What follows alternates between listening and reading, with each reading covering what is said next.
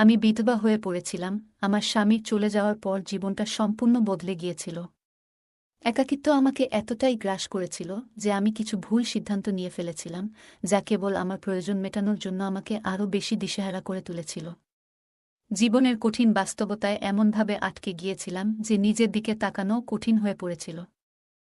ওর বন্ধুরা সারা রাত আমার উপর অত্যাচার চালাতে থাকল, আর আমি অসহায় হয়ে পড়লাম। কিছুদিন পর আমি গর্ভবতী হয়ে গেলাম এবং পরে আমি তা নষ্ট করে ফেলি, কারণ এই বাচ্চার বাবা কে ছিল আমি জানতাম না। জীবন তখন এতটাই নিস্তেজ হয়ে গিয়েছিল যে বেঁচে থাকার ইচ্ছেটাই হারিয়ে ফেলেছিলাম। কোনো সান্ত্বনা বা কোনো সমর্থন কিছুই ছিল না, কেবল মনে হচ্ছিল এই জীবনটা শেষ করে দিতে হবে। তাই আমি বরফে জমে থাকা নদীতে ঝাঁপ দিয়েছিলাম। যখন জ্ঞান ফিরে পেলাম, দেখলাম যে এক অচেনা ব্যক্তি আমাকে উদ্ধার করেছে। সে আমাকে নিয়ে তীরে উঠিয়েছিল, ঠান্ডায় জমে যাওয়া আমার শরীরটাকে গরম করার চেষ্টা করছিল। সে আমাকে তার গাড়িতে তুলে নিয়ে গিয়ে আমার ভেজা কাপড় খুলে দিল এবং তার শরীরের তাপে আমাকে গরম রাখার চেষ্টা করছিল, যাতে করে আমি তাড়াতাড়ি সুস্থ হয়ে উঠি। সেই দুর্বল মুহূর্তে আমাকে জড়িয়ে ধরে তাপ দিয়ে বাঁচিয়ে রেখেছিল। বন্ধুরা, এমন আরও গল্প শুনতে চ্যানেলটি সাবস্ক্রাইব করুন। আমি সোনালি, মাত্র 23 বছর বয়সে আমার জীবন যেন থমকে গেছে। একাকিত্বের মাঝে দিনগুলো কেটে যাচ্ছে, কারণ দ্বিতীয় বিয়ের পর থেকে আমার যৌবন যেন কোথাও হারিয়ে গেছে। সন্তান নেই, পরিবার থেকেও দূরে। 8 বছর বয়সে আমাকে বিয়ে করিয়ে দিয়ে পরিবারের সবাই যেন নিজেদের দায়িত্ব শেষ করেছে। আমার ভাই চেয়েছিল আমি এমন একজনকে বিয়ে করি যার বয়স আমার থেকে দ্বিগুণ। আমার স্বামী সুমন 35 বছর বয়সী, তার প্রথম স্ত্রী তাকে ছেড়ে চলে গেছে। তার বাবা মা তাদের বাড়িতে আমাকে গ্রহণ করেছিল। শ্বশুর শাশুড়িরও একটি ছেলে ছিল, কিন্তু আমার কোনো সন্তান নেই। নিজের অসহায়ত্বের চোখের জল ফেলতাম, কারণ আমি দেখতে খুব সুন্দরী, আর বিয়ের পরেও আমি আমার স্বামীকে ছুঁতে পারিনি। তিনি বলেছিলেন আমি অসুস্থ, তাই আমাকে স্পর্শ করবেন না। তবে 4-5 দিন পর তিনি আমার কাছে আসেন, আর আমি বাধ্য হয়ে তাকে মেনে নিই। আমার স্বামী খুব রাগী, তবে তিনি সব সময় আমাকে যত্ন নিতেন। কিন্তু পরে তিনি প্রায় সব বিষয়েই রাগ করতে শুরু করলেন। 4 বছর ধরে আমাদের বিবাহ ঠিকঠাক চলছিল, কিন্তু এক মহিলার কারণে আমি পুরোপুরি বিধ্বস্ত হয়ে পড়লাম। তিনি আমাকে এমন কিছু সত্য বলেছিলেন যা এতদিন আমার কাছে গোপন ছিল। আমার স্বামী আমাকে বিয়ে করেছিলেন, কিন্তু এখন আমার ভাইয়ের কারণে আমি আমার মায়ের বাড়িতেও যেতে পারি না। আমার শাশুড়ি আমাকে বাড়িতে না আসার নির্দেশ দিয়েছিলেন। হঠাৎ এক সকালে আমার স্বামী ঘুম থেকে উঠতে পারলেন না। ডাক্তার আসার পর জানা গেল আগের রাতে তিনি হার্ট অ্যাটাকে মারা গেছেন। তিনি যেই হোক না কেন, তিনি আমার স্বামী ছিলেন। এখন আমি সম্পূর্ণ একা হয়ে গেছি। একাকী রাতগুলো যেন দীর্ঘ হতে শুরু করল। প্রতিদিন রাতে মনে হতো তিনি যেন আমার দিকে এগিয়ে আসছেন, আর আমার যৌবন যেন আমাকে নিঃসঙ্গতা এবং কষ্টের সঙ্গে গ্রাস করছে। আমি পুরোপুরি একা হয়ে গিয়েছিলাম। ভাবতে থাকলাম কিভাবে আমি এই জীবন কাটাব। শাশুড়ি আমাকে উপহাস করতেন, তিনি বলতেন, তোমার স্বামী চলে যাওয়ার পর তুমি এখানে থাকো কেন? চলে যাও মা, আমরা তোমার দায়িত্ব নিতে পারব না। প্রতিদিনই তিনি আমাকে অপমান করতেন, বলতেন, যখন তুমি তোমার স্বামীকে হারিয়েছ, এখানে থেকে কি করবে? তুমি তো সন্তানও জন্ম দিতে পারোনি, তোমার এখানে কোনো অধিকার নেই। শাশুড়ির এই অবমাননা আমার জীবনকে অসহনীয় করে তুলেছিল, কিন্তু আমার জন্য আরও দুঃখ লেখা ছিল। একদিন তিনি আমাকে ঠেলে দিয়েছিলেন। আমি আমার ভাইয়ের কাছে ফিরে এলাম, কিন্তু আমার ভাই এবং তার বউ আমাকে সাফ জানিয়ে দিলেন, তুমি তোমার শ্বশুর বাড়িতে ফিরে যাও, আমরা তোমার দায়িত্ব নিতে পারব না। আমি বললাম, ভাই, তারা আমাকে ঘর থেকে বের করে দিয়েছে, আমি এখন কোথায় যাব, কি করব? তুমি যদি আমাদের দায়িত্ব নিতে না পারো, তবে এখন আমি কি করব? আমি তোমার বোন, আর এই পৃথিবীতে আমার আর কেউ নেই। আমি তাকে বললাম, তুমি আমার হাতে কিছু টাকা রাখো, আর নিজের জন্য কিছু ব্যবস্থা করো, বললেন তিনি। আমি বুঝলাম আমার কোনো উপায় নেই, কেউ আমাকে রাখতে চায় না। আমার জীবন এমনভাবে ভেঙে পড়েছিল যে আমি রাস্তায় ঘোরাঘুরি করতে লাগলাম। এমন সময় এক ব্যক্তি আমাকে দেখলেন এবং জিজ্ঞেস করলেন, তুমি এত জিনিসপত্র নিয়ে এখানে ঘুরোছ কেন? আমি বললাম, স্যার, আমি কিছু কাজ খুঁজছি এবং আমার থাকার জায়গা নেই। তিনি বললেন, আমার সাথে আসুন, বাসা দেখভাল করতে পারেন। লোকটি প্রায় 26 বছরের হবে। তাই প্রথমে দ্বিধায় ছিলাম, তবে তার সাথে যাওয়ার সিদ্ধান্ত নিলাম।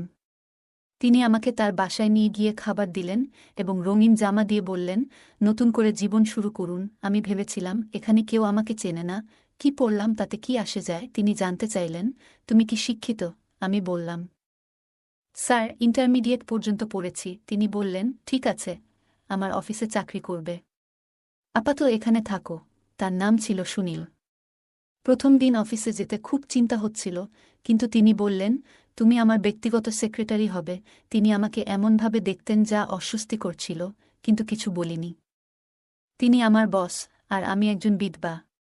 তার দৃষ্টিতে কিছুটা অস্বস্তি থাকলেও আমারও একাকী জীবনে এক নতুন রোমাঞ্চ দরকার ছিল।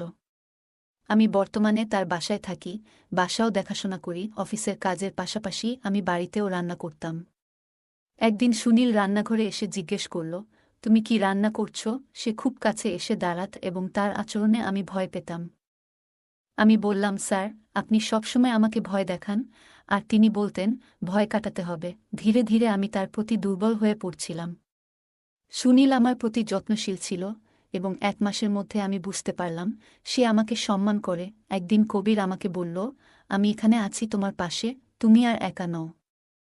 তোমার প্রাইভেসি চাইলে সেটা তুমি পাবে। তার কথায় বিভ্রান্ত হলেও আমি তাকে হ্যাঁ বলা শুরু করি।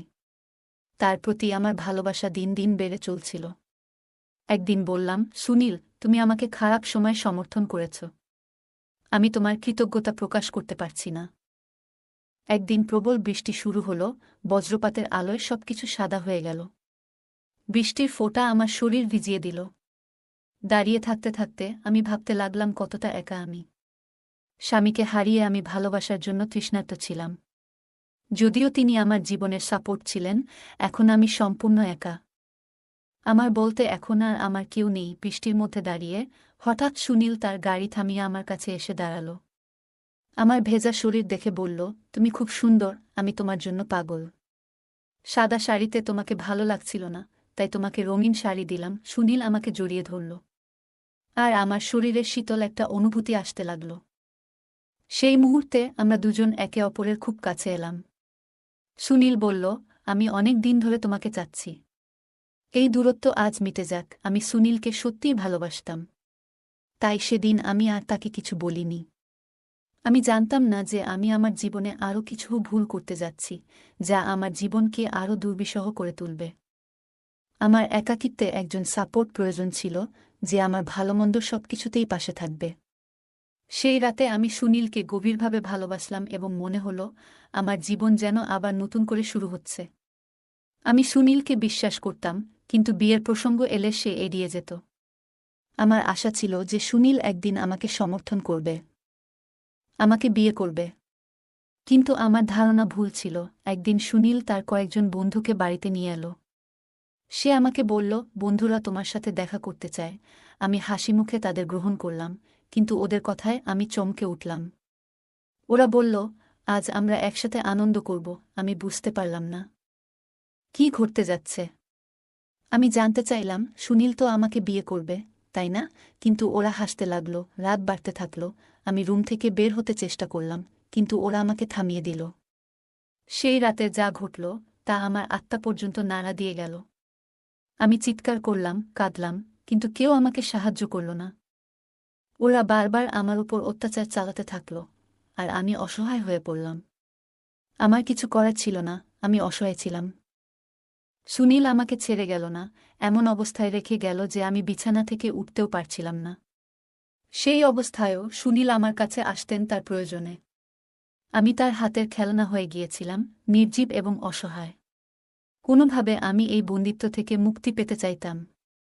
শীঘ্রই জানতে পারলাম আমি গর্ভবতী। আমি সুনীলকে বললাম, আমি জানি না এটা কার সন্তান। তুমি চলে যাও, আমার সাথে আর কোনো সম্পর্ক নেই। সুনীলকে রাখতে চাইনি, তাই নার্সিংহোমে গিয়ে সন্তানের গর্ভপাত করলাম। এখন আর সুনীলের কাছে ফিরে যেতে চাইনি, কিন্তু আমারও যাওয়ার জায়গা ছিল না।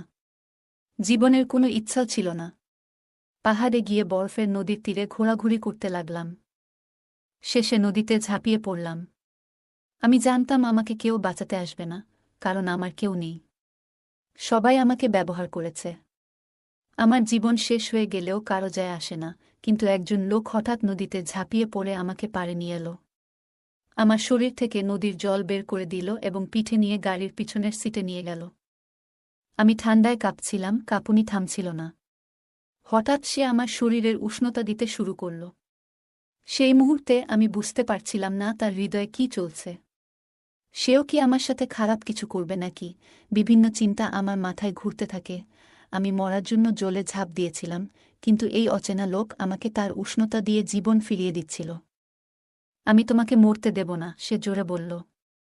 অনেকক্ষণ পর তিনি গাড়ি থেকে কিছু শুকনো কাপড় বের করে আমার শরীর ঢাকলেন। তিনি আমাকে নিয়ে তার বাড়িতে ফিরলেন এবং জিজ্ঞেস করলেন, কেন তুমি নদীতে ঝাঁপ দিয়েছিলে? তোমার মতো সুন্দরী মেয়ে কেন এত বড় সিদ্ধান্ত নেবে? আমি বললাম, আমার এই পৃথিবীতে আর কেউ নেই। এবং আমি আমার জীবনের বেদনাদায়ক ঘটনা বর্ণনা করলাম। আমি কাঁদতে লাগলাম, আর তিনি বললেন, কষ্ট যতই হোক, আমাদের সাহস রাখতে হবে এবং নিজের পায়ে দাঁড়াতে হবে। তিনি বললেন, তুমি চাইলে আমার সাথে কাজ করতে পারো। আমি তার সাথে কাজ করতে শুরু করলাম। একদিন তিনি বললেন, তোমার জীবন বাঁচানোর জন্য আমি সব করতে চাই। তুমি চাইলে আমি তোমার হাত ধরতে পারি, আমরা একসাথে সুখ দুঃখ ভাগ করে নিতে পারি। আমার স্ত্রী মারা গেছেন এবং আমার একটি 2 বছরের মেয়ে আছে, যার মায়ের ভালোবাসার প্রয়োজন। তুমি তাকে ভালোবাসা দিতে পারবে?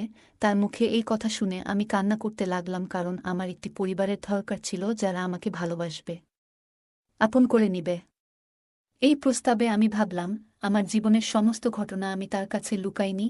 সে হয়তো আমাকে সত্যিই ভালোবাসে, আর আমি তার এবং তার মেয়ের যত্ন নিতে পারি। এরপর আমাদের জীবনটা ধীরে ধীরে বদলে গেল।